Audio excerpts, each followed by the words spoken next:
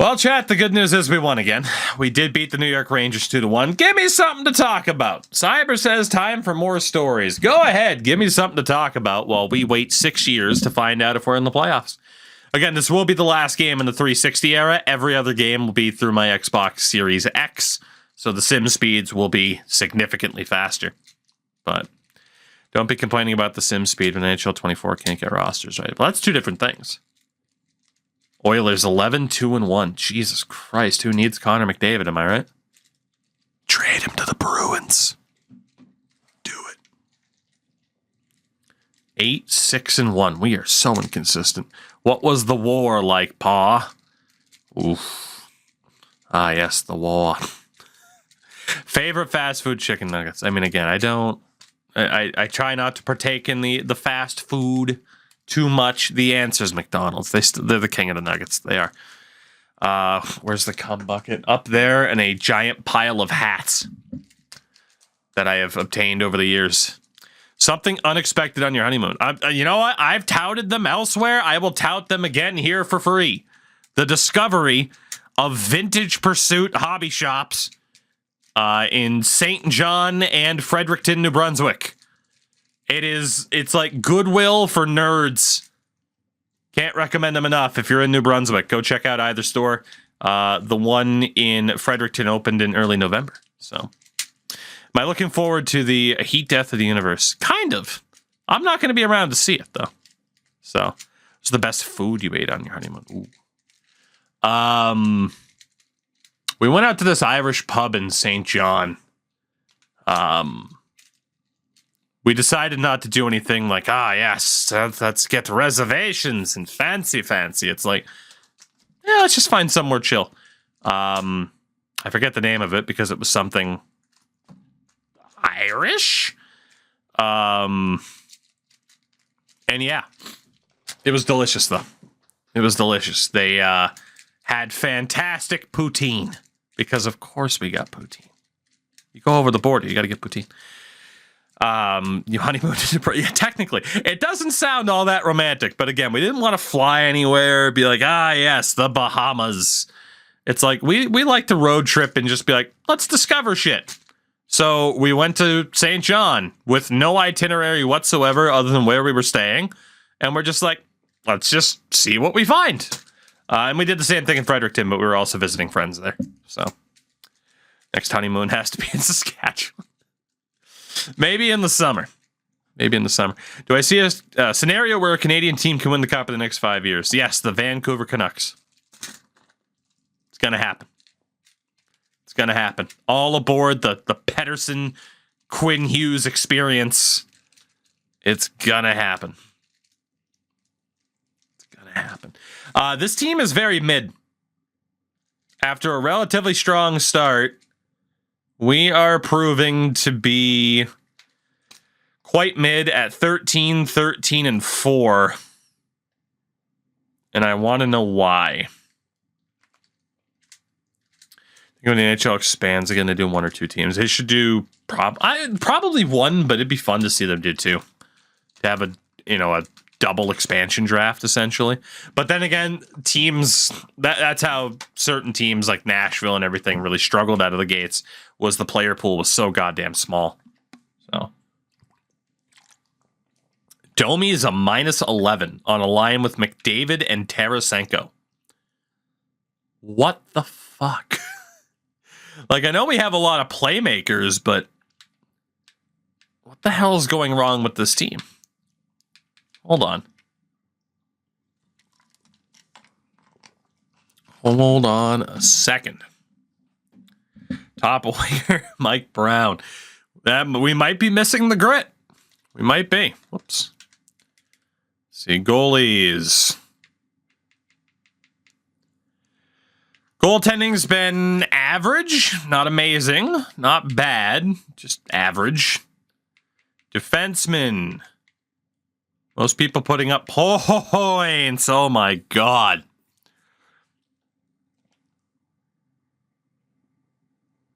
We've just been a really bad team. A really bad team. 4 points for Ryan Falk and 1 point for Brooke Hidink. We've just been bad. And again, you saw the goaltending, which is actually half decent, which means we're like we're the San Jose Sharks, basically. We are much worse than we actually should be. McDavid, 2 goals, 16 assists, a -17.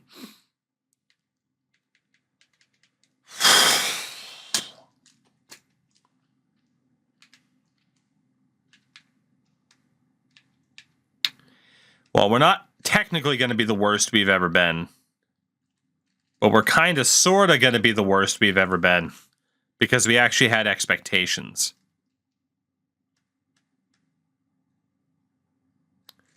Okay, no matter what, we have a playmaker on these lines somewhere.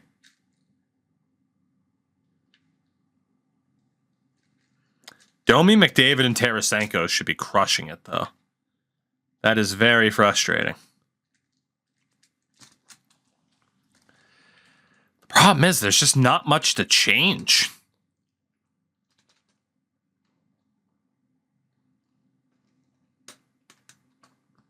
I don't know what to change, really, aside from, like, swap Raffle and Klo and, like, Falkenham and Hidink. Like, do you swap, like, Domi and Lesio?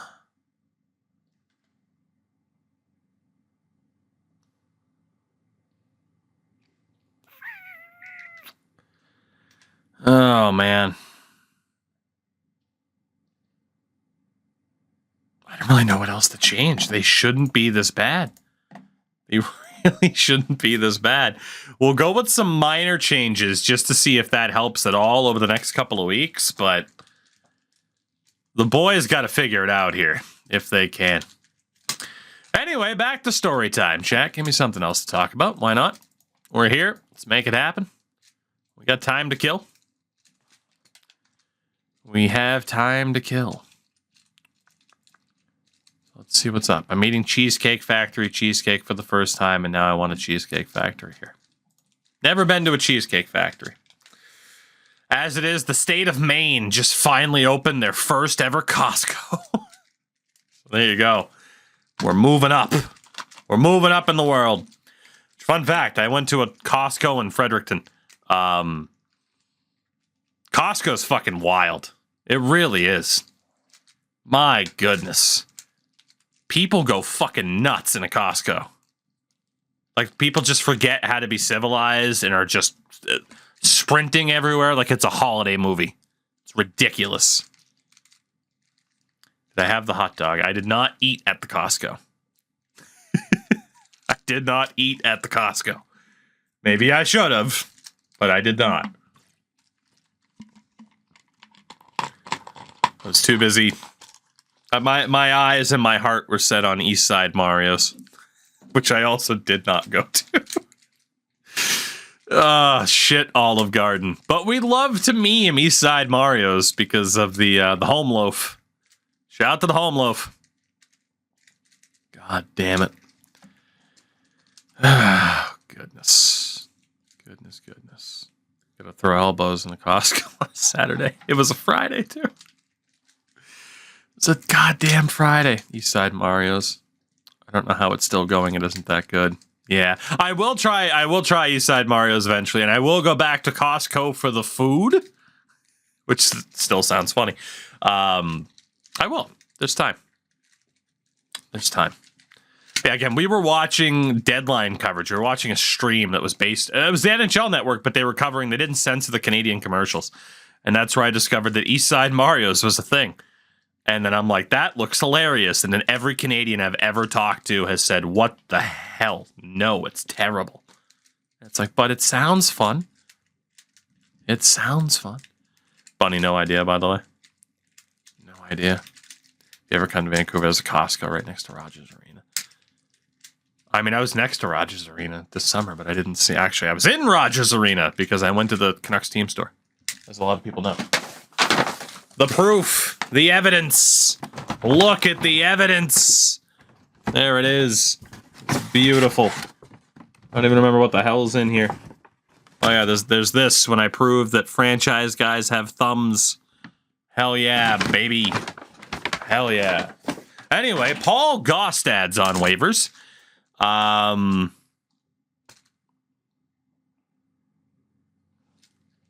Plays him in the minors. I mean, he might be able to provide some physicality to spark this team a bit because we're still as mid as we've been at 20-20-4. Let's double check. You know what? Let's take a look at a few things here. Let's take a look at a few things. We've played some guys enough, like half a season in the NHL, that we should be able to drop them down without risking their personal development on the season. If we look, God damn it, I always hit the wrong one. If we look at our goalies, goaltending's still been about the same. Not amazing, but not horrible. Defensively, OEL still hasn't done that well. Raphael Mahou has not been that great, nor has LeBlanc. Falkenham and Hidink could definitely be dropped. I mean, Gostad's not a point getter, but at least he can do something. So I think some of these other guys on the fringe, we made sure that there was enough dev time, hopefully, at the NHL level. But it's clear that if we want to make the playoffs, certain dudes just got to go. So if we look at the defense, Fedor Tutin has already dropped 2 overall points this year from being in the minors. That sucks, but he is 35. We will swap him. Oh, God, or will we? Do we just accept that we're mid for one more season? We might have to. We might have to admit that we're mid for one more season. I hate it, but it's where we're at. You do have Gostad up as a 4th liner.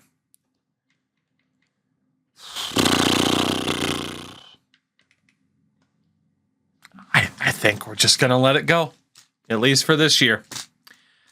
We'll be average at best for one more season. If we turn it around from there, cool.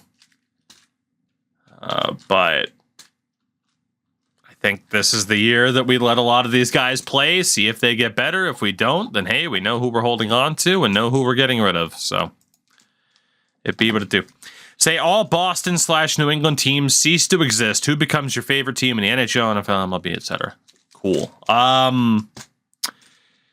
Oh, God. Who would be my number 1 team in the NHL? I mean, I've said at points, like, as a kid, I viewed Colorado as my second team just because that's where Ray Bourque got traded to when I was 7. 6, actually, was when he got traded there. And he was my dad's favorite player. So, part of me would want to say Colorado. At the same time, part of me wants to say Seattle because you're pretty much in on the ground floor. The Coyotes even. I like the stubborn attitude the Coyotes fans have now. Good friend Deke Slayer just being like, taking up the whole F the world attitude and mentality towards people always trash talking them. That might be the way to go. I feel like it would end up being a Western Conference team for me on the NHL side of things. There are quite a few teams that I like. But yeah, the first 3 that came to mind from the NHL perspective would be one of those 3. I don't think there's anybody in the East, really. You know, I'd probably go Arizona or Seattle. Arizona, Seattle, San Jose. I think it'd be one of those 3. I don't mind Vancouver, but like literally if the conversation is just if the Bruins cease to exist, who would be my favorite team? I'd want to root for a team that hasn't won. And obviously Colorado's won. While Vancouver hasn't won, they're pretty fucking good this year, so far at least. I do like Vancouver, though. Again, I've always said it. 2011, I would have rooted for the Vancouver Canucks in the final if they weren't playing the Bruins. It would definitely be a Western team, though, as you can tell. NBA-wise, I got to be honest still, my interest in the modern NBA isn't quite there. It just isn't. It hasn't hooked me. This whole in-season tournament with the terrible courts and everything, I don't get it. I'm too old of a white man to understand. I guess I don't know. What is the point of the in-season tournaments? Like, it's like, oh, it's a way to make games that matter in the regular season. It's like, regular season games do matter. So I gotta be honest, like, the NBA just hasn't hooked me, and that's a big part of the reason as to why. I do like keeping an eye on, like, hey, what's going on with, like, Wemby and stuff like that, because the guy's a physical freak. Like, it is a really exciting time NBA-wise because of the young talent that's there. But I can only be honest, you know, it's been like the last 10, 15 years for me where my interest in the NBA is just kind of, it's fizzled a bit. You know, there's still interest. I pay attention more towards playoff time. But right now, yeah, I don't know, NBA-wise, who the hell would I even pick for my second team if the Boston Celtics cease to exist? I've never really had a second team in the NBA. Who would I go with? I'd probably go with the Raptors in that instance. I would probably go with the Raptors. Yeah, we'll go with that. Baseball-wise, if the Boston Red Sox cease to exist, this would have been a good podcast question, by the way. If the Boston Red Sox ceased to exist, I mean, number one, a really fun team to root for right now would be Baltimore. Holy shit. Gunnar Henderson won Rookie of the Year. Baltimore is sick. But my second team, oh, God, that's tough. If it had to be an AL team, it would be Seattle. You know, I was old enough to be like, oh my God, Ichiro Suzuki's here, and I'd stay up because they broadcast Mariners games on ESPN all the time. So if it had to be an AL team, it'd be the Mariners. If it had to be an NL team, it'd be Pittsburgh. It would be Pittsburgh. They just had a lot of players come through over the years that I've liked, that have played for the Pirates. Andrew McCutchen, Oliver Perez, Jason Bay. So it would probably be Pittsburgh with a shout to Colorado as well. But probably Pittsburgh if I had to pick an NL team. So we have gotten to the trade deadline. And then we'll round it out, the NFL side of things. Because you said New England based, so I won't consider it Premier League wise. And if I had to pick a secondary NFL team that was not the New England Patriots, which again, unfortunately, the Patriots are the worst fucking team in the NFL. So it's tough to be like, oh, okay, I'd pick this bad team and root for them. But fun fact, I'd be looking at Arizona because I've liked the Arizona Cardinals and I've had a soft spot for the Cardinals for a long time. Especially around the time they made it to the Super Bowl and lost to the Steelers.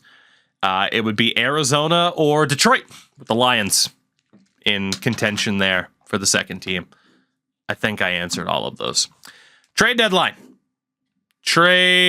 I don't think we'll get any offers, which is fine because I didn't set up the block.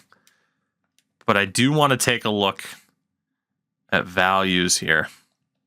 So Teratuka and Byzantine, those are fine. Fedor Tutin's values plummeted. That was a terrible trade for me. That was a terrible, terrible trade for me. But it is what it is. Given we're not that good, though, we could move on from Andy Green and call up Fedor Tutin. Dude, he has 4 years left in his deal. Jesus Christ. 3, 4, 5, 2, 3, 4, 5, 6. 2, 3, 4, 5, 6. It wouldn't be the worst idea in the world to move Andy Green, given that trade value, and knowing that he's not going to stay here. Gormley and OEL both have deals that are coming up, but we're going to want to hold on to them.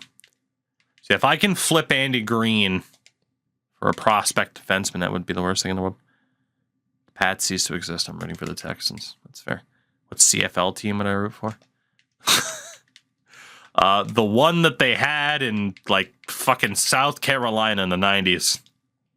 That wild shit. Ooh, God, am I going to buy Mark Giordano at the deadline?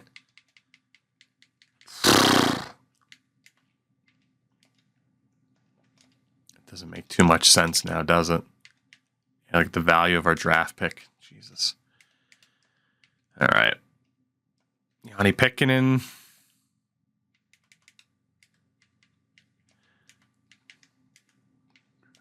Carolina. What if we take on Yoni Pikkinen? And also pick up some draft picks. So we get a bit worse, but we get some draft picks back for Andy Green because we're just not going to make the playoffs with them. And that was asking a little bit too much, but I think this deal will make some sense for us. Just recoup more draft picks. We're going to try to be okay with being bad for an extra year, even though it should not have happened.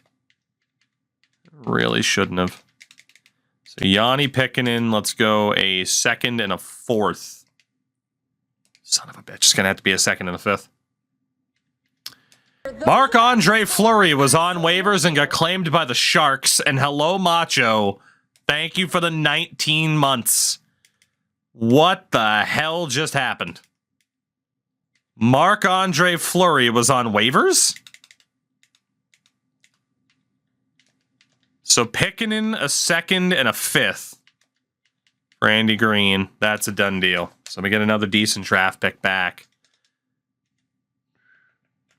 1, 2, 3, 4, 5, 6 now with Yoni Pikkinen. We can just swap him with Fetter Tootin. Why not? And Yanni Pikkinen was claimed, which honestly is fine. Just very funny.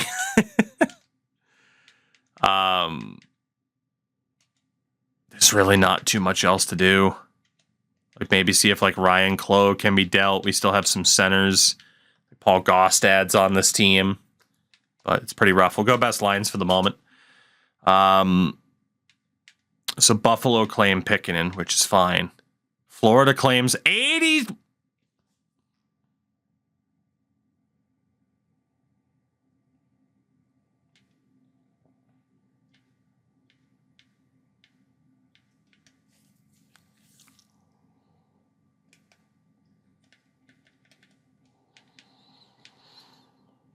San Jose acquires Marc-Andre Fleury and Nick Welch, not Welch, but Welsh, for Brent Burns, Andrew Desjardins, and a third.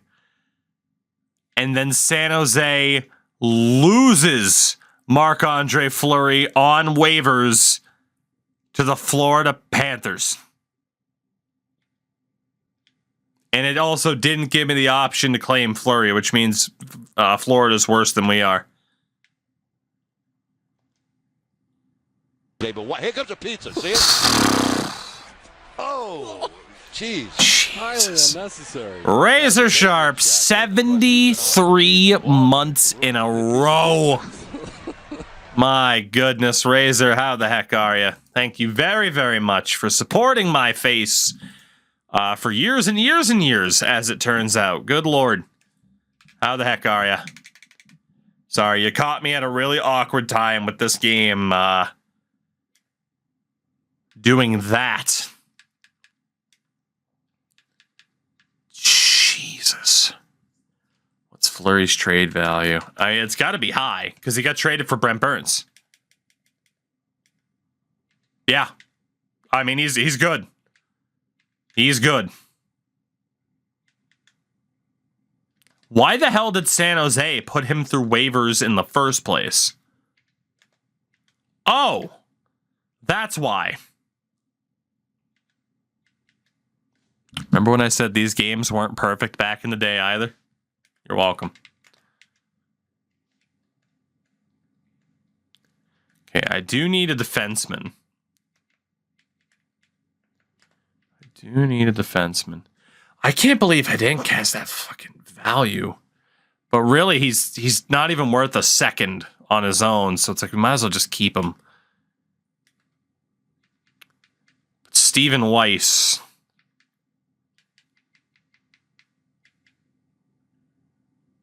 Might be worth moving on from if we can move on from him. I would need... Shout out to Travis Dermott. I do need another defenseman. Joffrey Lupul, Lyndon Vey, Pavel Zacha. I'm more so just looking for a rando veteran. Like Brandon Bolig would be perfect. And just go for draft picks. A second rounder and Brandon Bolig for Stephen Weiss. What if I had a sixth? All right, cool. We're going to send Stephen Weiss out to Calgary. Just because, again, we've been pretty mid, so we move on from Andy Green, from Stephen Weiss. Just trying to move on from some of the veterans who are going to drop in terms of value. Just because we had a significantly worse year than expected. But that should pretty much be good enough. We have a lot of picks now in the first 3 rounds. So that'll do. We'll set up the roster from there. We had Benino for a second and a third, so the Sharks were busy, clearly. You had a first for Max Pacioretty on his way to Washington. Go figure. The Yanni Picken debacle, the Marc-Andre Fleury debacle.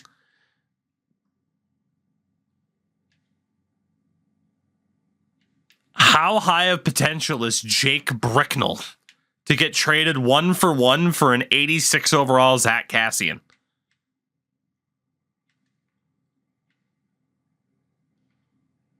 And then Vanek was traded for what just happened at this trade deadline? Edler for Freddie Anderson. What the hell happened? We got Kevin Klein and Paul Martin on waivers. I'll claim both of them because why not? They're up at the end of the year anyway. This is one of the most bizarre runs I can ever recall.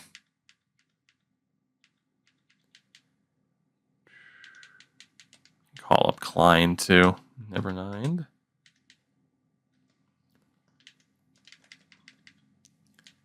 This was bizarre.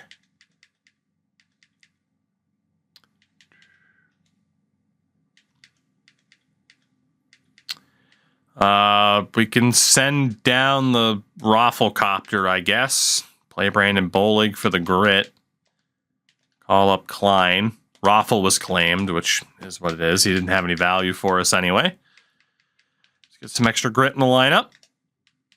Centers, 1, 2, 3, 4. We'll send down Mironov. We'll send down Noah Rod, who did clear waivers. Call up Paul Gostad. Yeah, we're pretty much waving the white flag on this season, I would say is the best way to describe it. We'll just go best lines for both sides. So Domi, Lesio. Oops. Bring up my little depth chart here. Domi, Lesio, Klo, and Bolig. McDavid, Barzal, Brassard, and Gostad. Tarasenko, Wenberg, Falkenham, Hidink. We weren't as good as I was hoping we'd be. Gormley and OEL, Krug and Mahou, LeBlanc and Klein. It's fine by me. And then AHL-wise, still got Horkoff and Zeeler. I think we can get Fairchild out of there for Sean Day again. Still got, now we got Paul Martin on the team. Again, Paul Martin. Yikes. And then forward-wise, gotta move Daoust. Mitchell out for Renaud, like we did last time. We need Noah Rod out for Travis Konechny. Rod, Mironov, Point, Samuelson is scratches. That looks good.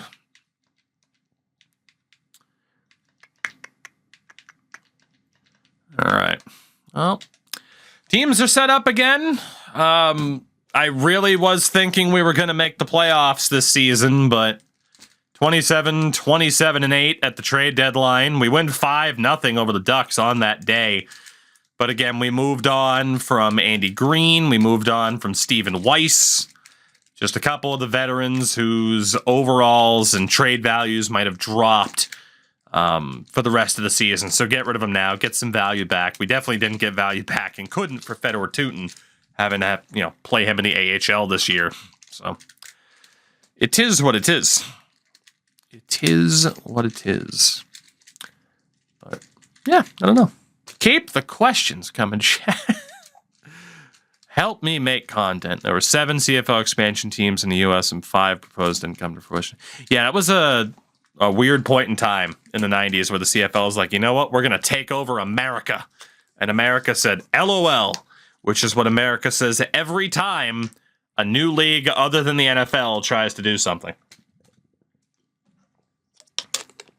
They might get a little bit of momentum for a little bit of time. USFL, multiple versions of the USFL, the XFL, the AFL, but it never works out. It was my real guess for who knows Devil's Mask in AEW. My mean guess is CM Punk. Highly unnecessary. Adam Cole, probably. Does Bill Belichick finish season? Shout out to Scott, by the way. The 2 years. Mr. Wing Scott, thank you for the 2 years, 24 beautiful months. How the heck are you? I hope you're well. Terrio! Oh, jeez. Highly unnecessary. What happened this time, Terry? Was it the thing on Twitter earlier? Thank you for the 27 months. I hope you've been well, handsome. I hope you've been well. NHL 15. Oh, well, in fairness, it's the good version of NHL 15. You know, we tried to play the bad version of NHL 15, but it is as bad as you remember. So we are playing the good version, but it's a lot of fun. Somehow I just knocked out my mic audio. You guys can still hear me, I can see. Oh, I hit my volume. That would explain it. That would explain it. But Terry, thank you for the 27 months, handsome. I appreciate you. Favorite modern XFL team? The Sea Dragons. Because their name is the Sea Dragons. Shout out to Terrio, by the way. I don't need to hype up Terrio. Terrio and I have been pumping each other's tires and nothing else for multiple years now. And Terry, thank you. Thank you. It's weird. Yes, I've been a married man for a week and a half. It's fun though. Today actually was the first day for wife 24 to be back to work, and she said it was a very, very weird day. Because so no shit. I swear to God, I swear on my grandfather's grave that this is true. I swear to God. All right? I swear to God. The wife showed a picture from our wedding to, she teaches up to 6th grade. So, you're starting to kind of be a human being at 6th grade. Like you're aware of like, oh yeah, people get mad. You're more of a human instead of just a small bag of germs. And her 6th graders were like super inquisitive because her 6th graders were actually the first class that she took over. So when she started teaching at that school, they were in like 1st grade. Now they're in 6th, which is nuts. Anyway, she showed them a picture of us from the wedding. And I shit you not, one of her students said, he looks like Clark Kent when he's pretending to not be Superman. This fucking mug got compared to Superman. Eat shit, Henry Cavill. This fucking face got compared to fucking Superman.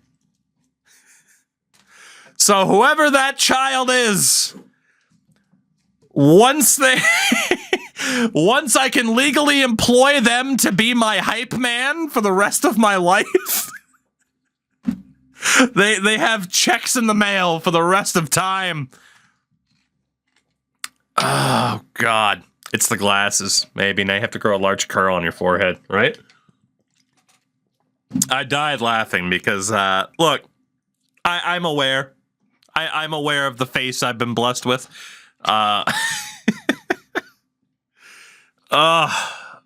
Oh, God, it was funny, though.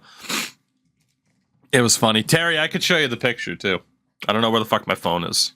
I could tweet you the picture, too. It'd just be like, because, I mean, your boy cleans up. Your boy cleans up in a suit pretty well. But, Clark Kent, when he's trying not to be Superman, that was fucking hilarious.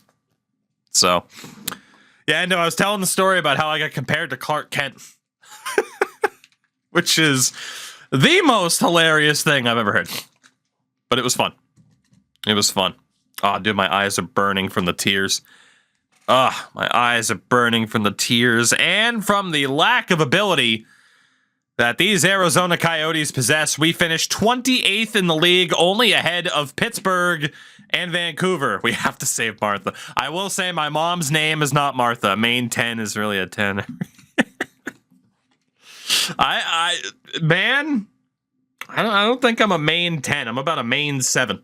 Although, let me tell you, you go to Boston, and you'll see some everywhere 3s that are with like 8s, and I don't know how the hell that happens. It's something in the fucking water.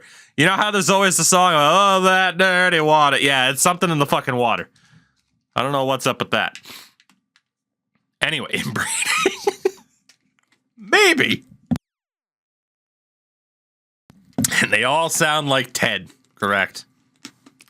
Correct, they do. Anyway, how'd the boys do this year? The answer's not very good.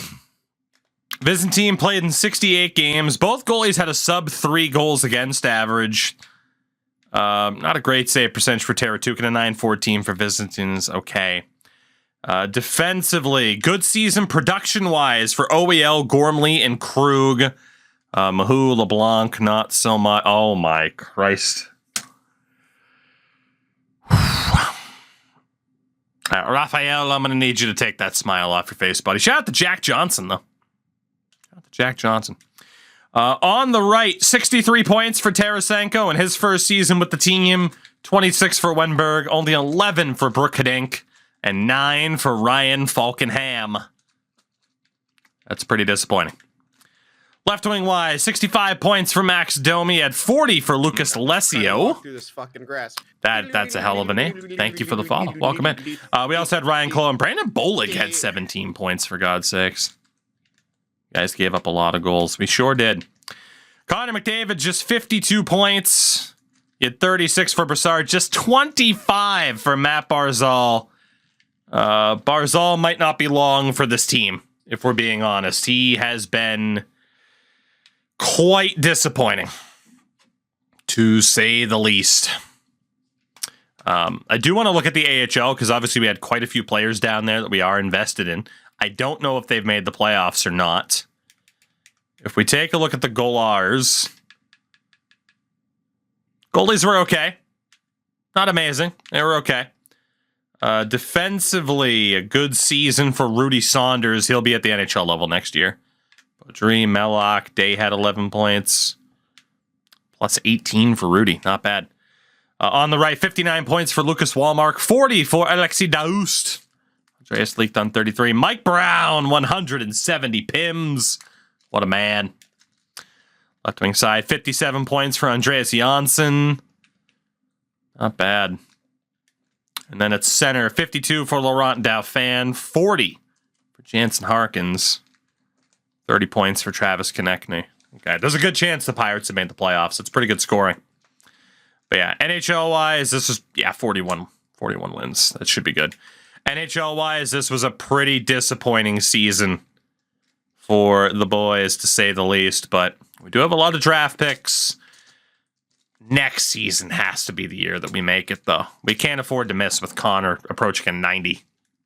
Then again, Oilers, am I right?